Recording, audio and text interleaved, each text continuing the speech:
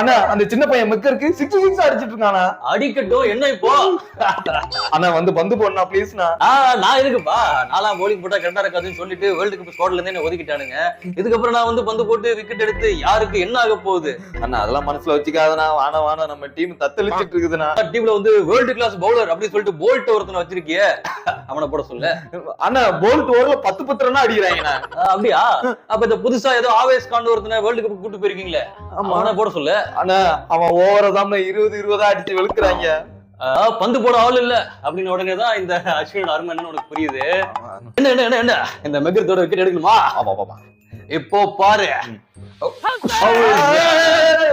அடுத்து வந்து போறலண்ணா. போறல அபிஷேக் போறாரு. கொஞ்சம் அக்கடை சூடு.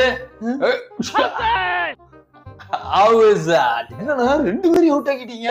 2 பேர் என்ன, அக்ஷர் பட்டேலை சேர்த்துக்கோ 3. எல்லாம் ஓகேண்ணா.